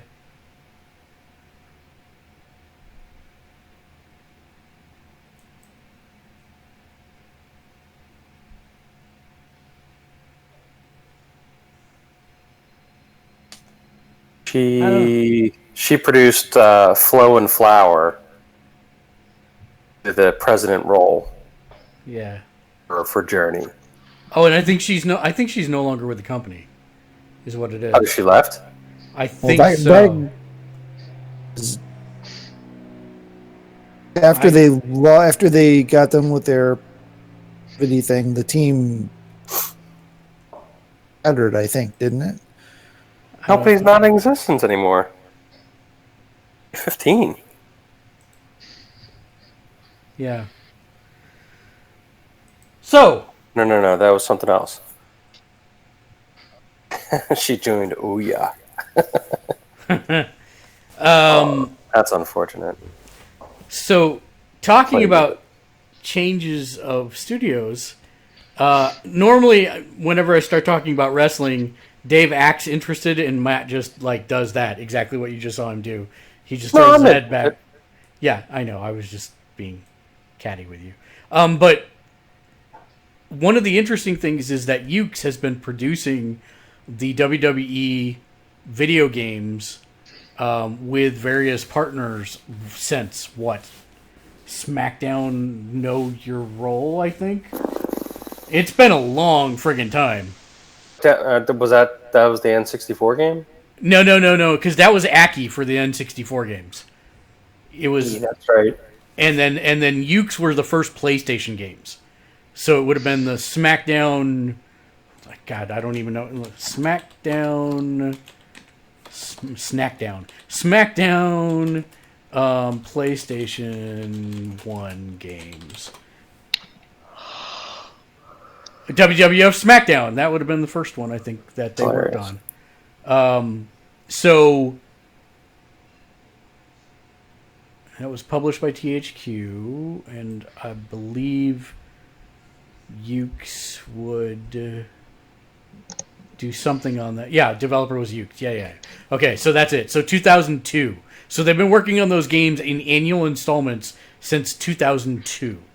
I'm sorry, 2000. 2000. Yes. So 2000. So that's 19 years that this company has been working on this series of games. So over the last 3 years, they've been working with they've been co-developing with another company, and I'm trying to remember the name of that company because I think this is the only thing they've worked on. It is Visual Concepts.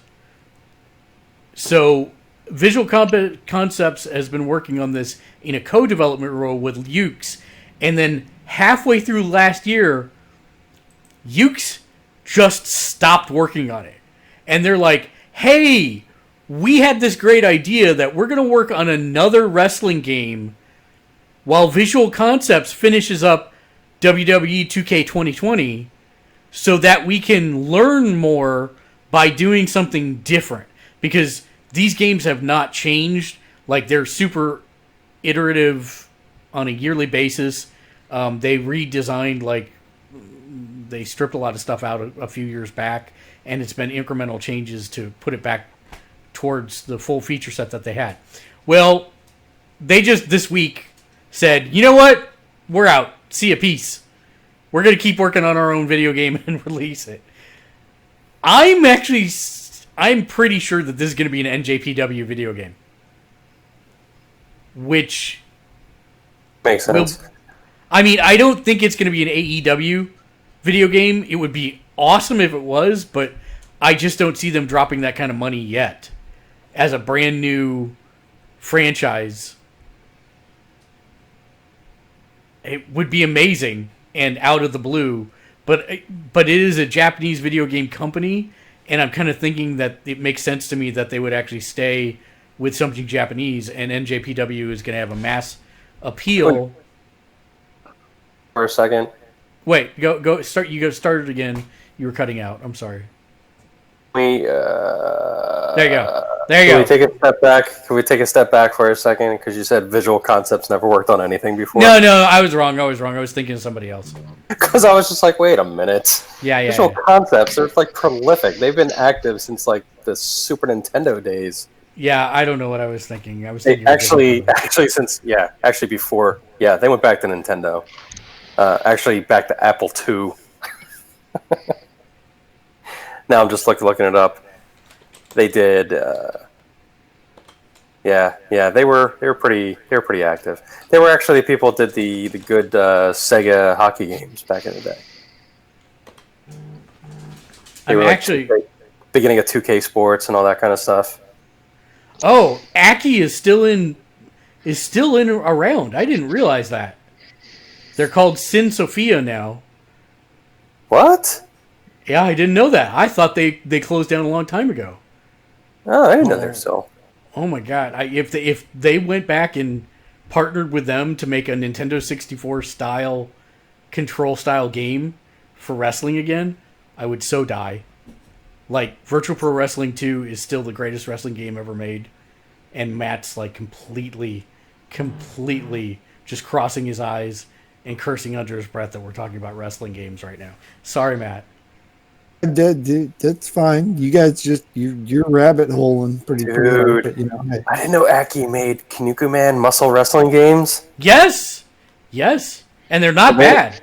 I was going to say, were they any good? Yeah, they were not bad. I imported a bunch of that stuff. Even when the Dreamcast came out, I imported. Crap, what was it? It had Giant Baba in it, so it was an all Japan Pro Wrestling game. Yeah, we're rabbit holing. Let's. Virtual Pro Wrestling. No, Virtual Pro Wrestling was on the Nintendo 64. Virtual Pro Wrestling 1 and 2. I'm trying to think of what the. All right, I promise, Matt. Just give me one second. No, wait a minute. Hold on. Dreamcast Pro Wrestling game. Oh. Because I have it. Fire Pro Wrestling. No, is it Fire Pro? No. Dude, don't even.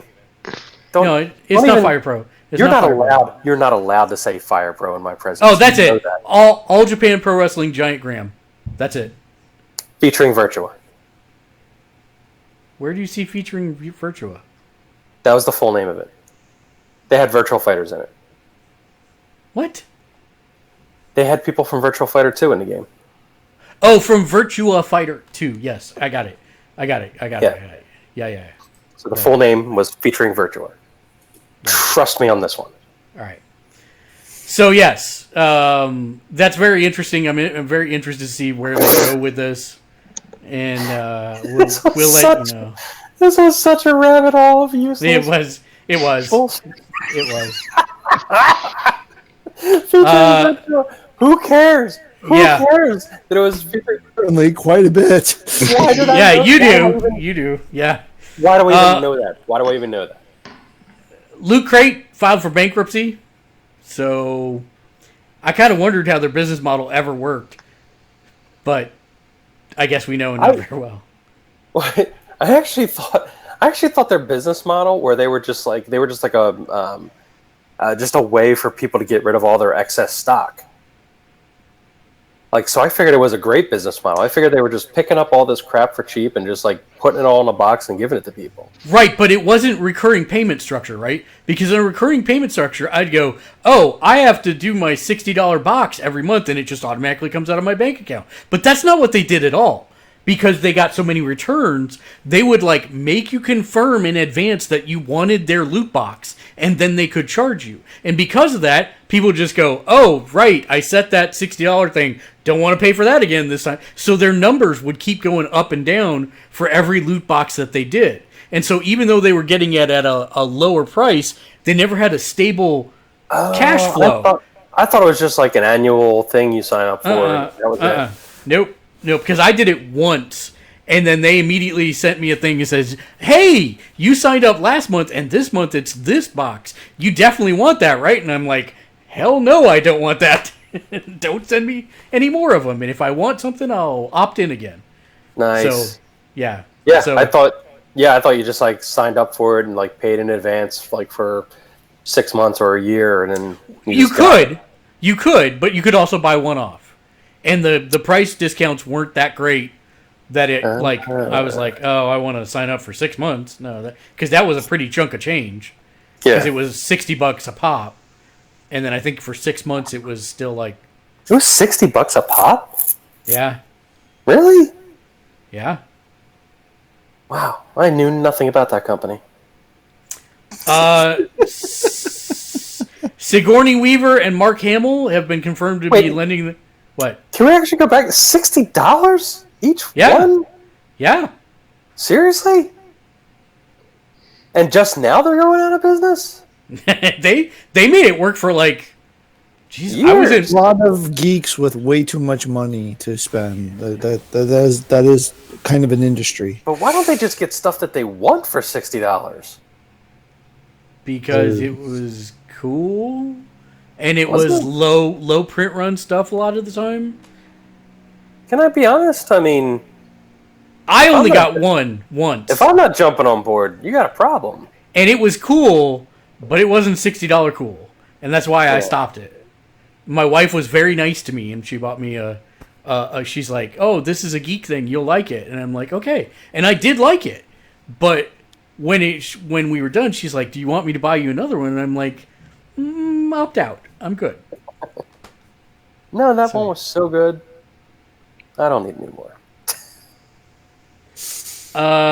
Sigourney Weaver and Mark Hamill have been confirmed to be doing voice-over work for Dark Crystal Age of Resistance, coming to Netflix.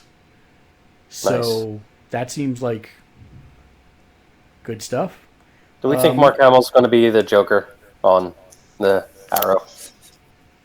No, I think if he does show up, he'll be the trickster. Yeah. Well, he already was. Right. I don't know. Maybe. The cartoon. Yeah, but Kevin Conroy's going to be Batman, so that's all that really matters. Oh, it's that so awesome. You think they're going to have Batman Beyond? Mm-hmm. I mean... I would kind of think so, because that's basically he's playing old Bruce, so it would make sense to me that. But Batman, he can play Kingdom Come Bruce. Did it say Kingdom Come Bruce or did it say old Bruce? Because I thought it said old Bruce. The reporting on this stuff is so all over the place. Kevin Conroy, Batman. Oh no! I love how we said we weren't going to talk about all the spoilers of the casting, and we basically have ended up talking about all the spoilers in the casting.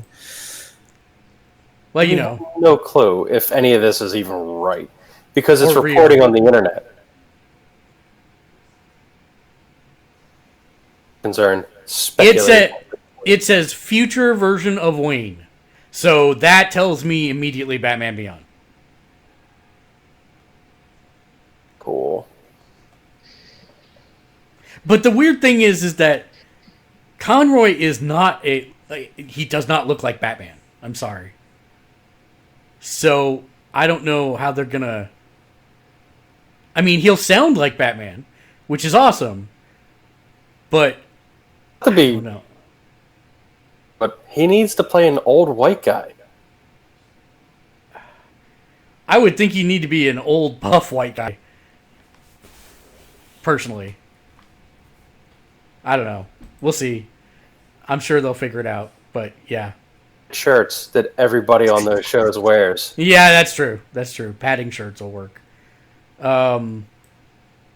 Pretty much everybody wears them on these shows.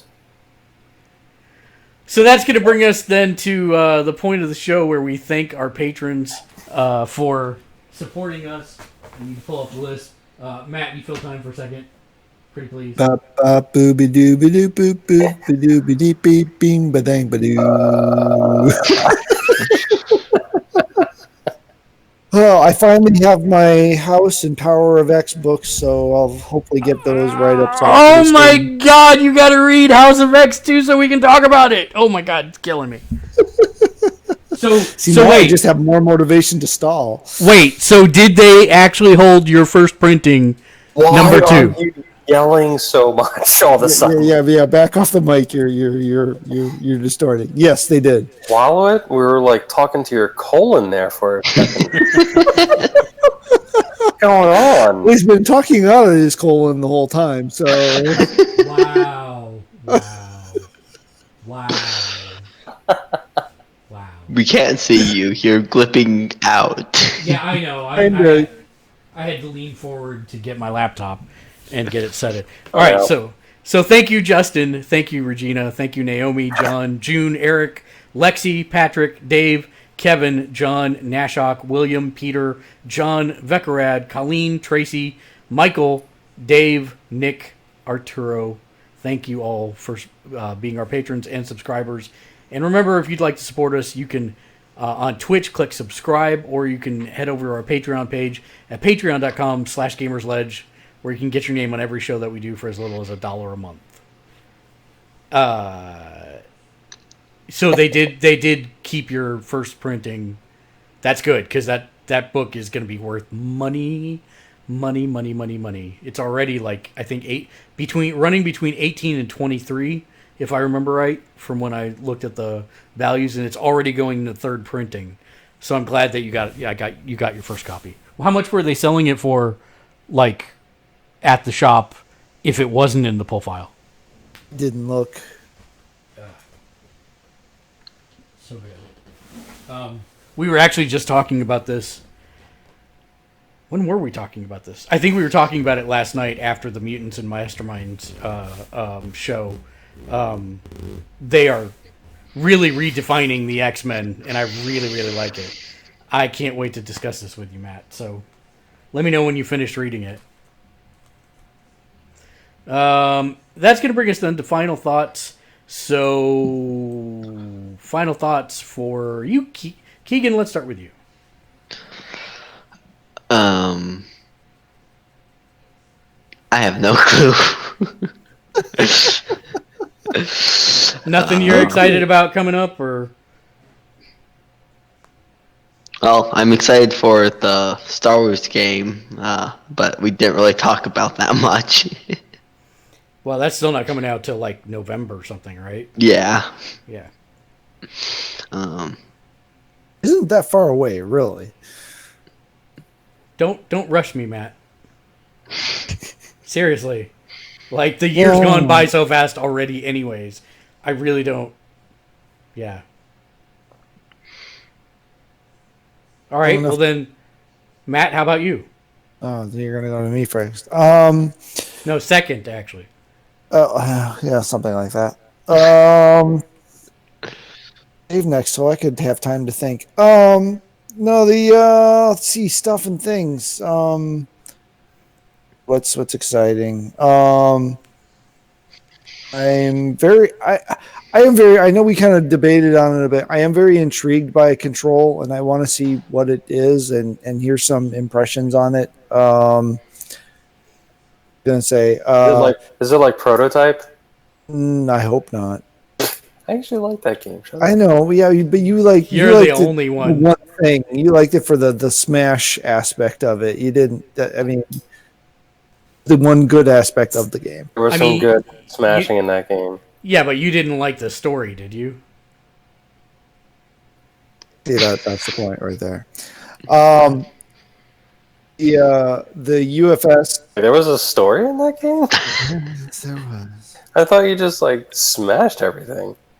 Dive and loop around the city and its back, and smash it again, and loop around the city and its back, and smash it again. And Smashing? I don't know how else you're supposed to do it.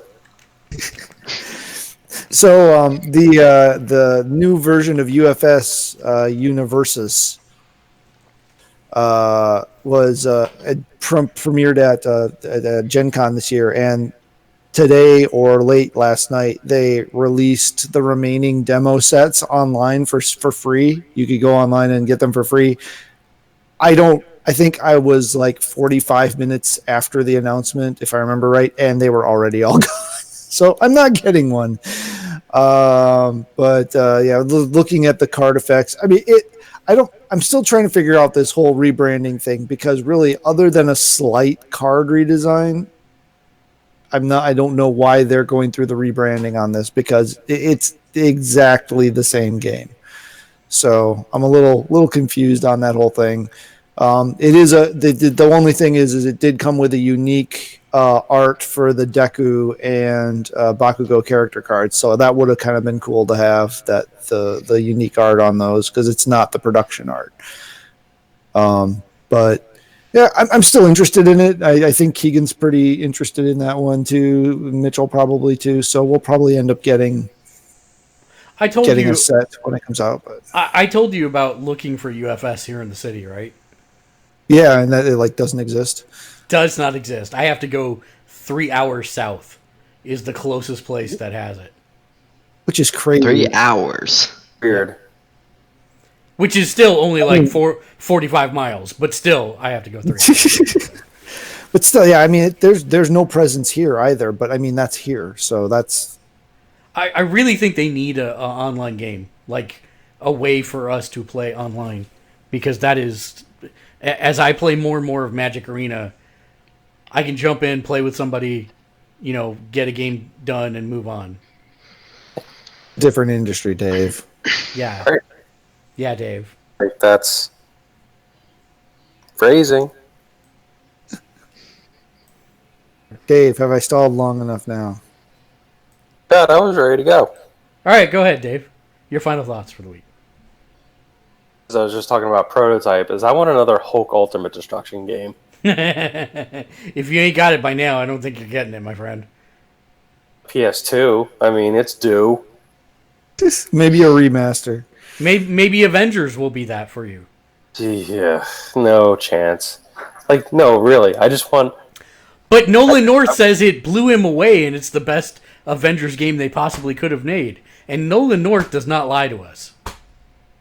Nolan North, I love the guy, but let's face it. Check. I heard, let's face it, check at. That's all I heard.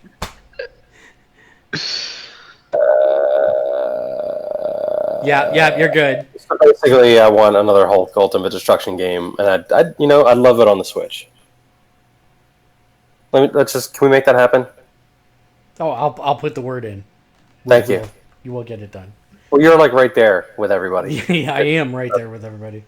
that does this stuff. So if you could do that for me, I'd really appreciate it. All right, I'll jump right on that. Thank you. I think my final thought for the week is watch The Boys, read House of X and Power of 10. And actually, Matt, I'm waiting for you to catch up on Power of 10. Number 2 also, because there's a couple really good reveals in that also. And Power of 10 is still not what you think it is. So that's pretty awesome. So Nice. There's that. And I'm really annoyed that they did that thing with that character, though. actually, I was really excited about that thing with that character. Really? Mm-hmm. It just seems like... I know there's a lot of purists who'll be upset about it, but I think when you look big picture, it's the right thing to do. I mean, I get it, but it just seems like, I don't know. It's unexpected. You would have never expected that character to be that, and I like it. I just think that character should have been. I mean, I could see this ruffling a lot of feathers. Are you legitimately debating this, or is this intentionally vague enough that you're just babbling? Because It's intentionally vague enough. It's intentionally vague enough because Dave has no idea what's happened in these comic books. All you have to know is Dave and comic books. Hold on a second. Where's Mark's name? I'm just gonna say one word to him to let him know that I know what he's talking about. No, that's House of X #2, not Powers of 10 #2. Okay. Sorry. All right. But that is actually, I think, one of the most brilliant things that they did, and that's why that book is that cost, because that changes the entire landscape. Yeah.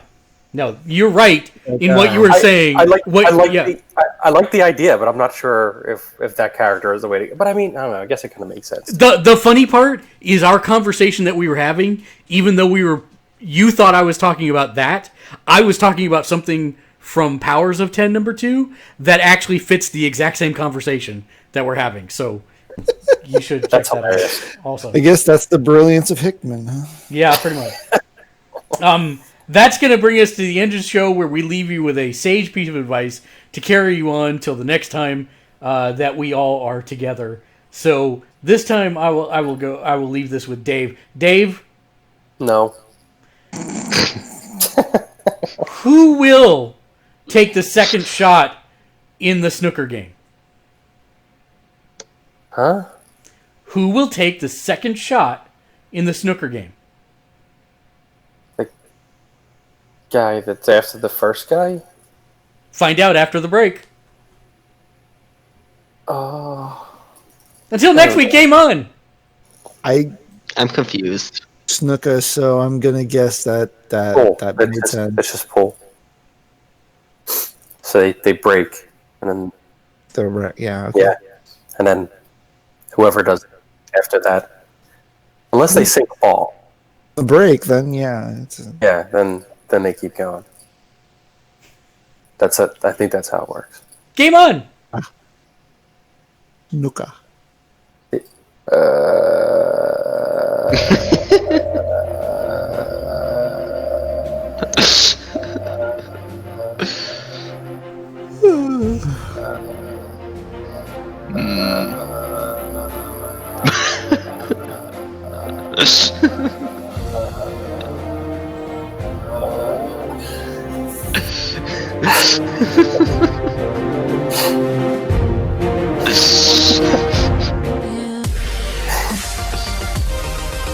Watch it.